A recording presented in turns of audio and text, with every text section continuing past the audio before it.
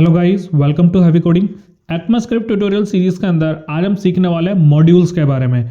So guys, modules नाम का यहाँ पर एक फंक्शनैलिटी है ECMAScript के अंदर, जो कि क्या करती है यहाँ पर, अगर हमें कोई दूसरी फाइल से कोई प्रॉपर्टीज या कोई फंक्शन या कोई क्लास को अगर हमें कोई दूसरी फाइल के अंदर एक्सेस करना है, एक फाइल से दूसरी फाइल के अंदर एक्सेस करना है, तो उसके लिए हम यहाँ पर मॉड्यूल्स का यूज़ करते हैं। और ये बहुत मोस्ट इंपॉर्टेंट टॉपिक है, क्योंकि जब भी आप एक इसके फ्रेमवर्क पे काम करोगे तो वहाँ पर ये ज़रूर से यूज़ होगा। तो गाइस चलते हैं, इसको एक एग्जांपल से सीखते हैं। तो मैं आपको बता दूँ, इसके लिए आपको जो जावास्क्रिप्ट हम जैसे नॉर्मल हम एक ब्राउज़र पर रन करते हैं, तो वैसे ही यहाँ पर ये रन नहीं होगा। इसके लिए आपको एक लाइव सर्वर चाहिए। अगर आपने कोई लाइव सर्वर परचेज कर रखा है तो ये वहाँ पर चलेगा, और अगर हमारे पास लाइव सर्वर नहीं है तो हम यहाँ पर एक लोकल सर्वर में इसको चलाएंगे। तो जिस प्लेटफॉर्म पे हम यहाँ पर PHP को रन करते हैं या कोई और प्रोग्रामिंग लैंग्वेज को रन करते हैं, जैसे यहाँ पर हम अपाचे और MySQL को ऑन करते हैं, तो इससे क्या होता है, हमारा एक लोकल सर्वर चल जाता है। तो PHP को चलाने के लिए हमें यहाँ पर लोकल सर्वर की जरूरत पड़ती है, वैसे ही अब मॉड्यूल्स को चलाने के लिए हमें यहाँ पर लोकल सर्वर की जरूरत पड़ेगी। ये इसके बिना यहाँ पर ये नहीं चलेगा। तो अब मैं आपको बता दूं कि XAMPP के अंदर हमें ये सारी चीज़ें प्रोवाइड होती है। XAMPP के ऊपर मैंने ऑलरेडी ट्यूटोरियल बनाया हुआ है। अगर अभी तक आपने उस वीडियो को नहीं देखा है तो आप डिस्क्रिप्शन में लिंक से उसकी वीडियो को देख सकते हैं। मैं आई बटन में भी उसके लिंक प्रोवाइड कर दूंगा, तो आप XAMPP को भी यहाँ पर यूज़ कैसे करते हैं वो देख सकते हैं। तो हमने यहाँ पर अपाचे और MySQL को यूज़ कर लिया है, और चलते अब हम क्या करेंगे, एक फोल्डर क्रिएट करेंगे। तो डेस्कटॉप पे हमारा ऑलरेडी एक फोल्डर था ECMA नाम से, इसको हम यहाँ पर विंडोज़ के अंदर XAMPP के अंदर htdocs के अंदर यहाँ पर पेस्ट कर देंगे, जैसे हम PHP के लिए फाइल को चलाते हैं। तो अब सबसे पहले क्या करेंगे, इसको ओपन कर लेते हैं उस वाले पाथ को। तो हमें यहाँ पर लोकल होस्ट लिखना पड़ेगा, क्योंकि हम लोकल होस्टिंग पे चला रहे हैं इसको, और उस फोल्डर का नाम था यहाँ पर ECMA। तो जैसे मैं यहाँ पर ECMA के अंदर आता हूँ, तो इसके अंदर हमें एक फाइल है जो कि यहाँ पर अभी चल नहीं रही है, क्योंकि हमने यहाँ पर जो फाइल लिखा है वो लिखा है modules.html। अगर मैं इसको सेव करूँगा तो इसका पाथ यहाँ पर चेंज हो चुका है। तो पहले क्या कर लेते हैं, इसके पाथ पे आते हैं और XAMPP देन htdocs, और जो हमारे पास ECMA नाम की फाइल थी इसके अंदर मॉड्यूल्स, इसको हम यहाँ पर रिप्लेस कर देंगे। तो module.html यहाँ से इसको रिप्लेस कर देंगे। अब इस फोल्डर को हम ओपन कर लेंगे यहाँ से htdocs से। तो यहाँ पर हमारे पास फोल्डर ओपन हो चुका है, नॉर्मल को हम बंद कर देते हैं। तो अब इसके अंदर क्या हो रहा है, एक यहाँ पर फाइल बन रही है index.php, जिसकी हमें यहाँ पर जरूरत नहीं है, हम इसको कर देते हैं डिलीट। अभी आ गया हमारे पास module.html। ये फाइल आपके पास नहीं बनेगी, ये सिर्फ इसी फोल्डर में थी।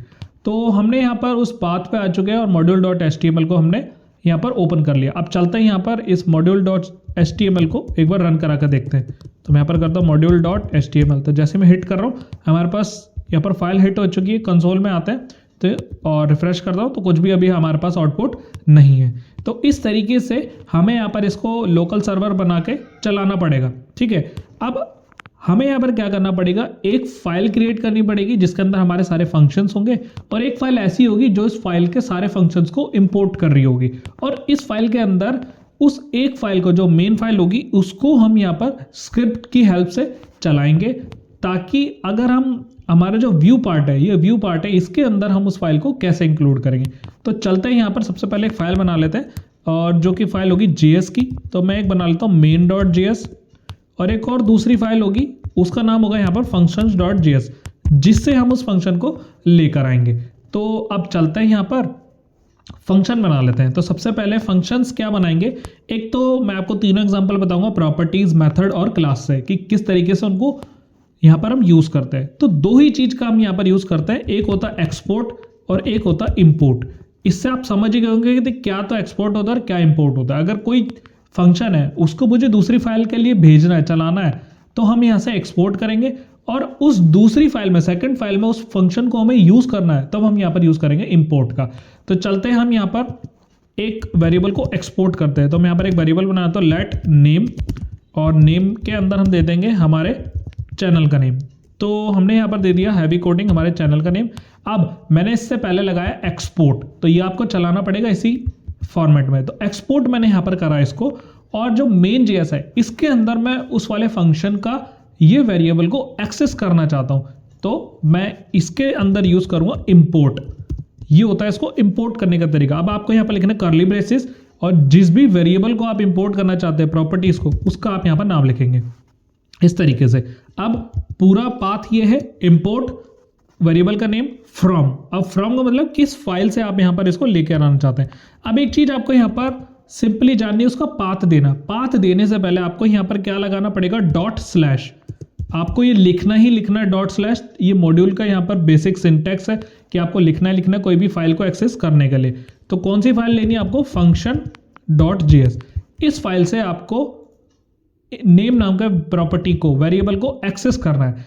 अब मान लीजिए अगर कोई ये फोल्डर के अंदर होता फंक्शन डॉट जेएस, तो वो कैसे होता, अगर मैं यहाँ पर एक फोल्डर बना लूँ फाइल नाम से, और इस फाइल के अंदर हमारे पास वो फाइल होती है फंक्शन डॉट जेएस, तो कैसा होता है यहाँ पर जैसे हम सिंपल पाथ देते फाइल स्लैश, ये तो आपको रखना ही रखना है। इसके बाद उस फोल्डर का नाम और उसके अंदर जो भी फाइल आपको यूज़ करनी है। अभी हम फोल्डर के अंदर नहीं बना रहे, सिंपली फंक्शन डॉट जेएस मैंने फाइल यहाँ पर ले ली, इंपोर्ट करा लिए, और इस फाइल को मैंने यहाँ से इस फंक्शन को एक्सपोर्ट करा लिया। अब इसका यूज़ क्या है, मान लो अगर आपने फंक्शन डॉट जेएस की फाइल बनाई, उसके अंदर 30,000 का कोड है, 30,000 लाइन ऑफ कोड है, या 20,000 ले लो। अब उसके अंदर बहुत सारे फंक्शन है, और इस फाइल को अगर आप पूरा ही इंपोर्ट करोगे इस वाली फाइल के अंदर, तो ऐसा नहीं होगा कि भाई वो इररिलेवेंट फंक्शन जो कि अननेसेसरी होंगे मेरे लिए, कि मैं जो फंक्शन को नहीं भी चाहता किसी पेज पे, वो भी फंक्शन वहाँ से उठ के आ जाएगा और अपना लोडिंग टाइम भी यहाँ पर इंक्रीज कर देगा। तो इससे क्या होगा, कोड की रीयूजेबिलिटी होगी कि भाई एक ही फाइल से मैंने बार बार इसको यूज़ कर रहा हूँ। दूसरा, फास्टर एग्जीक्यूशन टाइम हो जाएगा इसके अंदर। तो एक वेरिएबल बनाया, एक्सपोर्ट करा, यहाँ पर करा इंपोर्ट। अब इस वाली फाइल के अंदर आना हमें, जैसे हम नॉर्मल जावास्क्रिप्ट को क्या करते हैं, अगर हम कोई फाइल को लिंक करते हैं, जैसे हम यहाँ पर लिखते हैं स्क्रिप्ट टाइप जावास्क्रिप्ट, और यहाँ पर उसका पाथ देते हैं जो भी उसका सोर्स होता है कि कहाँ से हमें फाइल लेनी है। तो ये यहाँ से मैं रिमूव कर देता हूँ। अब अगर हमें यहाँ पर कोई दूसरी फाइल से लेकर आना होता है जावास्क्रिप्ट के अंदर, तो टेक्स्ट स्लैश जावास्क्रिप्ट उसका टाइप होता है, और सोर्स जो भी इस फाइल का नाम होता है। तो हमें यहाँ पर क्या चाहिए था, function dot JS, sorry main dot JS, क्योंकि इस फाइल के अंदर से ही हमें वो सारे फंक्शन को चलाना है, क्योंकि मैंने इसके अंदर इंपोर्ट कर लिया, इस फाइल का इंपोर्ट कर लिया इसके अंदर। अब यही फाइल को मैंने इसके साथ लिंक कर लिया, बट ये ऐसा लिंक नहीं होगा। आपको यहाँ पर टेक्स्ट स्लैश जावास्क्रिप्ट नहीं लिखना है, आपको लिखना है मॉड्यूल, क्योंकि बेसिकली क्या है, ये मॉड्यूल की फाइल है। ये अब मॉड्यूल बन चुका है क्योंकि इसके अंदर इंपोर्ट आ गया और इसके अंदर एक्सपोर्ट आ गया, तो अब ये मॉड्यूल बन चुका है। नॉर्मल ये फाइल नहीं है जावास्क्रिप्ट की, ये मॉड्यूल बन चुका है। तो अब चलते हैं एक बार ब्राउजर पे और रिफ्रेश करता हूँ। कोई भी यहाँ पर मेरे पास चेंजेस नहीं आए। क्यों नहीं आए, क्योंकि अब मैं उसको एक्सेस करूँगा। हम उसको एक्सेस करने वाले हैं। कैसे, वापस से इसको स्क्रिप्ट कर देते हैं, और स्क्रिप्ट टैग लेता हूँ मैंने यहाँ पर स्क्रिप्ट टैग लिया, इसको आप हटा भी सकते हो, टेक्स्ट जावास्क्रिप्ट। और इस स्क्रिप्ट टैग के अंदर सिंपली मैं इस वेरिएबल को प्रिंट करा के देखूंगा। कैसे, ये नेम नाम के वेरिएबल को। तो चलते हैं यहाँ पर, मैं लिखता हूँ कंसोल, और कंसोल के अंदर उस वेरिएबल का नेम, तो मैंने यहाँ पर लिख लिया नेम। सेव करता हूँ, चलता हूँ, रिफ्रेश करता हूँ। तो अभी आप देख सकते हैं यहाँ पर मेरे पास एक ब्लैंक चीज़ यहाँ पर शो हो रही है, मॉड्यूल डॉट एचटीएमएल, ये ब्लैंक चीज़ शो हो रही है। कंसोल डॉट लॉग में नेम डाल दिया। अब अगर मैं यहाँ पर आता हूँ, नेम यहाँ से जा रहा है, इसके अंदर करता हूँ मैं इस चीज़ को फंक्शन डॉट जेएस। अगर मैं यहाँ पर नेम को कंसोल करता हूँ तो इसके अंदर ये चलेगा, क्योंकि मुझे यहाँ पर उस फाइल को चेक करना था। अगर ये यहाँ पर कंसोल डॉट लॉग है तो इसको एक एरर देना था। अगर ये फाइल यहाँ से इंक्रिप्ट नहीं होती, इंक्लूड नहीं होती, तो ये एरर जनरेट कर देता, क्योंकि नेम नाम का तो उसको कुछ मिला ही नहीं है। बट उसने क्या करा, उसके अंदर कोई भी, ये बता रहा है ना नो इश्यूज, तो अब यहाँ से ये फाइल इसके अंदर इंक्लूड है, तो ये कोई भी यहाँ पर एरर जनरेट नहीं करेगा। तो अब मेन फाइल चलाएंगे इसी को, और आउटपुट देखते हैं इसके अंदर। तो कंसोल करता हूँ मैं यहाँ पर, और कंसोल के अंदर सिंपली लिख दूंगा नेम। सेव करता हूँ इसको, चलते ब्राउजर पर रिफ्रेश करता हूँ, हैवी कोडिंग, मेरे पास आउटपुट आ चुका है इसका। तो ये तो था वेरिएबल का। नेक्स्ट हम चलते हैं यहाँ पर, एक प्रोटोटाइप मेथड हमें यहाँ पर चलाना है। तो सिंपली मैं मैसेज नाम से एक फंक्शन चला लेता हूँ, और इस मैसेज को मैं यहाँ पर लिख दूँगा फंक्शन, क्योंकि अभी हम क्लास का यूज़ नहीं कर रहे, तो मैसेज ही लिखना पड़ेगा, ओ सॉरी फंक्शन लिखना पड़ेगा। और यहाँ पर मैं लिख देता हूँ हेलो मैसेज फंक्शन। तो अब ये फंक्शन है।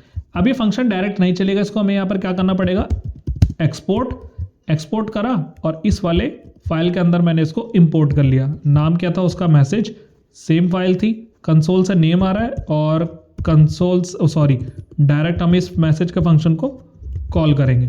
सेव कर लिया मैंने इसको, चलते ब्राउजर पे रिफ्रेश करता हूँ तो हेलो मैसेज फंक्शन। तो इस तरीके से हम फंक्शन को भी लेकर आ गए। अब तीसरी चीज़ देखेंगे, क्लास कैसे एक्सपोर्ट होती है। सिंपली क्लास डालनी है, ABC नाम से एक ले लेते हैं क्लास, और इसके अंदर क्या करते हैं, कंस्ट्रक्टर चला देते हैं, क्योंकि सबसे पहले वही कॉल होगा, मैं कोई फंक्शन वगैरह नहीं बनाऊंगा, सिर्फ कंस्ट्रक्टर चलाते हैं। इसको कर लेते हैं copy, hello this is constructor कर लेते हैं, हेलो कंस्ट्रक्टर कर लेते हैं, हेलो कंस्ट्रक्टर। मैंने यहाँ पर कंस्ट्रक्टर चला लिया। अब इस क्लास को भी हमें यहाँ से एक्सपोर्ट करना होगा। अब ऐसे कितने सारे फंक्शन होते होंगे आगे, तो जिसको जो चाहिए वो एक्सपोर्ट कर ली, और यहाँ पर मैंने उसको इंपोर्ट कर ली। आगे जब हम रिएक्ट वर्क करेंगे ना, उसके अंदर बहुत यूज होने वाला है इसका। तो ABC मैंने यहाँ से क्लास ले ली। अब इस क्लास का एक ऑब्जेक्ट बनाना पड़ेगा, तो लेट ऑब्जेक्ट नाम से एक वेरिएबल दे देते हैं, OBJ new equals to ABC class. जैसे मैंने इस क्लास का ऑब्जेक्ट बनाया दूसरी फाइल से, चलता हूँ रिफ्रेश करता हूँ तो अभी एक सिंटैक्स एरर आ रहा है। देख लेते हैं सिंटैक्स एरर क्या है। यहाँ पर एक सिंटैक्स एरर, क्लास मैंने बना ली, सॉरी ये एक फंक्शन नहीं है, क्लास है, तो मुझे यहाँ से ब्रैकेट हटाना पड़ेगा। रिफ्रेश करता हूँ तो हेलो कंस्ट्रक्टर हमारे पास ऑटोमेटिक चल चुका है। तो इस तरीके से हमने यहाँ पर तीनों चीज़ों को एक्सपोर्ट करके देख लिया, क्योंकि बेसिकली यही तीन चीज़ें होती है। एक तो प्रोटोटाइप मेथड्स होते हैं, जो इसके अंदर आएगा भी मेथड, और इसका एक फंक्शन हो गया, और यहाँ पर प्रॉपर्टीज़ होगी। अगर मैं यहाँ पर कुछ वैल्यू देना चाहता हूँ, जैसे पैरामीटराइज, तो जैसे हम नेम करते हैं तो सिंपली इसको प्रिंट कराते हैं नेम, और यहाँ से हम नेम को पास कर देंगे इसके अंदर। तो फॉर एग्जांपल हम यहाँ पर डाल देते हैं इंडिया, चलता हूँ रिफ्रेश करता हूँ तो हेलो कंस्ट्रक्टर इंडिया। तो इस तरीके से हम यहाँ पर वेरिएबल्स की कंस्ट्रक्टर की वैल्यू को पास कर सकते हैं। अब यहाँ पर आप देख रहे होंगे कि मेरे को बार बार एक्सपोर्ट लगाना पड़ रहा है हर किसी के ऊपर। तो इसका एक शॉर्टकट है, क्या है, एक्सपोर्ट आपको यहाँ पर सीधा लिखना है। सिंपली आपको एक्सपोर्ट लिख देना और वही ब्रेसेस लगाने, ब्रैकेट्स, और जिन जिन को भी आपको एक्सपोर्ट करना है ना, उनके बस फंक्शन का नाम लिख देना है और उनके पैरामीटर का नाम लिख देना है। ये प्रॉपर्टीज़ का एक होगी क्लास, और ये हो गए मैसेज। चलता हूँ, ये तीनों चीज़ें अब मैंने कर दी एक्सपोर्ट, तो यहाँ से अब मुझे हटाना पड़ेगा।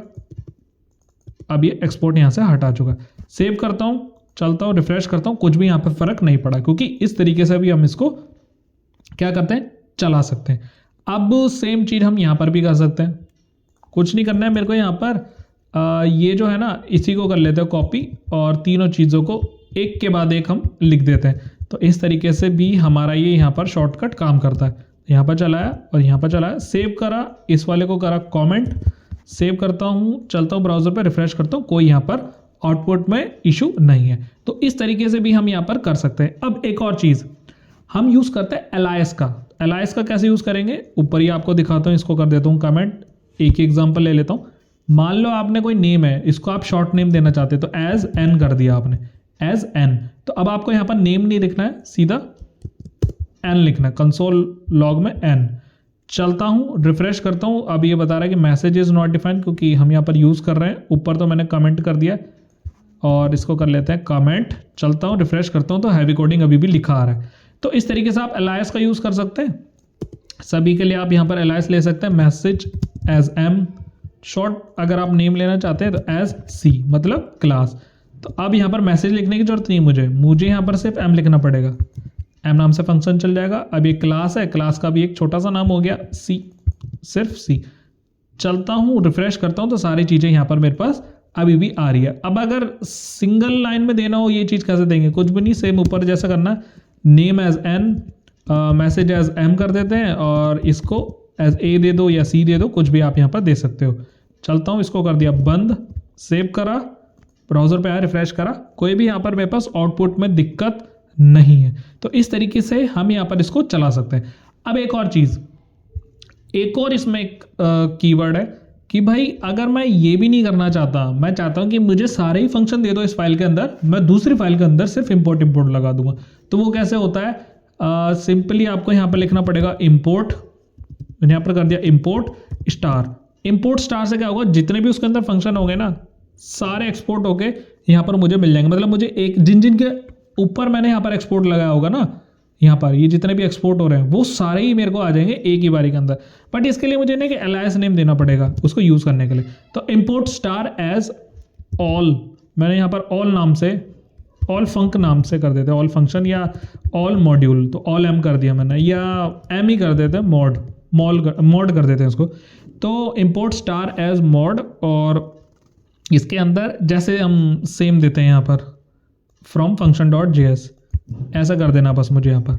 तो अब मुझे यहाँ पर फंक्शन जो चलाना है ना वो चलेगा कैसे, इसको तो कर देते हैं बंद क्योंकि इंपोर्ट करा लिया मैंने ऑल। अब आपको देना ये एलायस नेम, सारे फंक्शन तो आ गए बट उस फंक्शन के नाम से पहले आपको ये मॉड लिख के डॉट लगाना पड़ेगा, क्योंकि हम सारे फंक्शन को एक ही बारी में इंपोर्ट कर रहे हैं, तो वरना ऐसे ऐसे करना पड़ता हमें, तो नेम लिखते तो नेम आता। बट हमें यहाँ पर क्या करना पड़ेगा, अगर जिस चीज़ को हम एक्सेस कर रहे हैं तो उसका एक अलायस लिख के उसका नेम, जो कि नेम नाम से यहाँ पर वेरिएबल है, तो mod dot name copy mod dot क्या हमने चलाया मैसेज चलाएंगे, और मॉड डॉट ABC नाम से हमारी जो क्लास थी, सेव कर रहा है, इसको चलता हूँ, रिफ्रेश करता हूँ, कोई भी आउटपुट में इशू नहीं है। तो इस तरीके से हम यहाँ पर सारी चीज़ों का यूज़ करके क्या करेंगे, मॉड्यूल्स को चलाएंगे। तो अब एक और चीज़ इसके अंदर रह गई है, वो है डिफ़ॉल्ट फंक्शन। तो डिफ़ॉल्ट फंक्शन क्या करता है, अब इसके लिए मैं सारी चीज़ें ही हटा देता हूँ, यहाँ से भी मैं इसको हटा देता हूँ। तो अब हम यहाँ पर करने वाले हैं एक डिफ़ॉल्ट फंक्शन। तो सेव कर लेता हूँ एक बार और रिफ्रेश करके देख लेते हैं, सारी चीज़ें यहाँ से जा चुकी है। अब मैं यहाँ पर एक करता हूँ डिफ़ॉल्ट फंक्शन। तो डिफ़ॉल्ट फंक्शन क्या होता है, इसको डायरेक्टली इसका कोई नाम वगैरह नहीं होता, बस इसके अंदर जो भी चीज़ें हम डालेंगे ना वो चल देगी। तो डिफ़ॉल्ट फंक्शन एक होता है डिफ़ॉल्ट फंक्शन, ये प्री डिफाइंड होता है। अब इसके अंदर आप कुछ भी लिख लो, चाहे इसके अंदर एक फंक्शन बना लो या कुछ भी कर लो, और इसमें कर देता हूँ मैं डिफ़ॉल्ट फंक्शन। ये एक डिफ़ॉल्ट फंक्शन है, इसके अंदर कुछ भी कर सकते हैं आप, कोई नाम वगैरह कुछ यहाँ पर देने की जरूरत नहीं है, सिर्फ यहाँ पर आपको एक्सेस करना है। एक्सेस करने का भी तरीका वही है, इंपोर्ट, और इंपोर्ट के अंदर आपको ब्रेसेस लगाने, ब्रेसेस के अंदर आपको लिखना पड़ेगा डिफ़ॉल्ट। ये डिफ़ॉल्ट फंक्शन है कि भाई इसका कोई नाम वगैरह कुछ नहीं देना, बस ये चलना ही चाहिए। तो डिफ़ॉल्ट और एज, इसको भी एक वो देना पड़ेगा शॉर्ट नेम, तो डिफ़ॉल्ट एज डी, और कहाँ से उठाया हमने, from dot slash function dot JS, इस फाइल से हमने पिक करके यहाँ पर इसको चला रहे हैं। तो डिफ़ॉल्ट फंक्शन है, तो चलेगा कैसे, सिंपल डी नाम से मैंने इसको प्रिंट करा, रिफ्रेश करा, तो डिफ़ॉल्ट फंक्शन मेरे पास रन होने लगा। इसके अंदर आप कुछ भी कर सकते हैं, ये आपके ऊपर है, कुछ भी चलाएंगे ये चल जाएगा। इसके अंदर सम करना है, कुछ भी करो, जो चलाना इसके अंदर यूज़ हो सकता है। तो हमने देखा ये फाइल का मॉड्यूल कैसे चलता है। मेन फाइल यहाँ पर होगी main.js, जिसके अंदर हम सारी चीज़ें चलाने वाले हैं इंपोर्ट करके। ये चीज़ होगी हमारे पास एक्सपोर्ट करने वाले सारे फंक्शन। अगर कुछ भी डाउट रह गया तो मुझसे कमेंट सेक्शन के अंदर ज़रूर पूछना। सो गाइस, इस वीडियो में इतना ही। Thank you so much.